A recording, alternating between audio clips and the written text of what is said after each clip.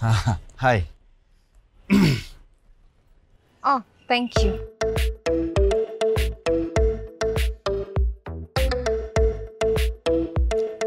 বসেন।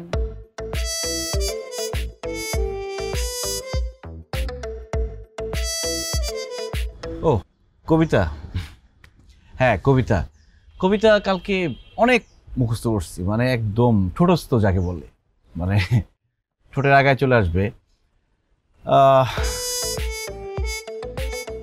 কি ব্যাপার, কবিতা কি মনে পড়ছে না?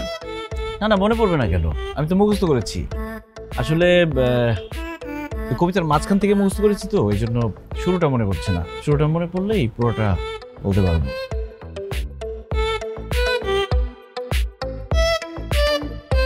মনে পড়ছে। যাক, তাহলে এবার বলেন। হ্যাঁ, ভালোবাসা, ভালোবাসি, ভালোবাসা, তুমি মজনু ভালোবাসের রাখাল, ভালোবাসা যদি মজনু বাসে। এটা কবিতা না, এরকম তো ছিল না কবিতাটা। কবিতাটা আমি মুখস্থ করলাম, কিন্তু এগুলো কি বলতেছি। ভালোবাস, ও মনে পড়ছে না, তাইলে আর কি, তাহলে তো আপনার সঙ্গে প্রেম করা যাবে না।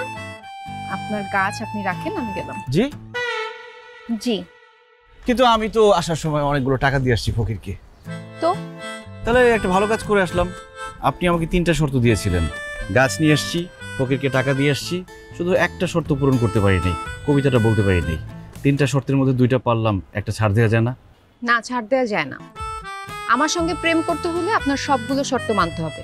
যদি মানতে পারেন প্রেম করব, আর যদি না মানতে পারেন তাইলে না। বাই। সারাদিন খালি মোবাইলটা নিয়ে পড়ে থাকিস। মা, এই যুগের মেয়েরা একটু মোবাইল বেশি চালাবে, এটাই স্বাভাবিক।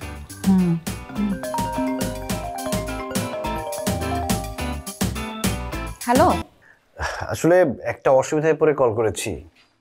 হ্যাঁ শুনছি, বলেন। আচ্ছা, কবিতা আবৃত্তি ছাড়া অন্য কোনো উপায় নেই? ধরেন নাচ গান দেখালাম, চলবে না? না, চলবে না, কবিতাই লাগবে। আর শুনুন, অল্প চেষ্টাতেই হার মেনে ফেলা মানুষ আমার একদম পছন্দ না।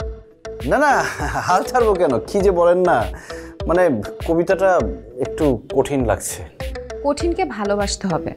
যখন আপনি কাজটাকে কাজ মনে না করে ভালোবেসে কাজটা করবেন, তখন কঠিন কাজটাও সহজ হয়ে যাবে। আচ্ছা, আমার বাবা মা আমার দিকে হাঁ করে তাকিয়ে আছে, আমি আপনার সাথে পরে কথা বলতেছি।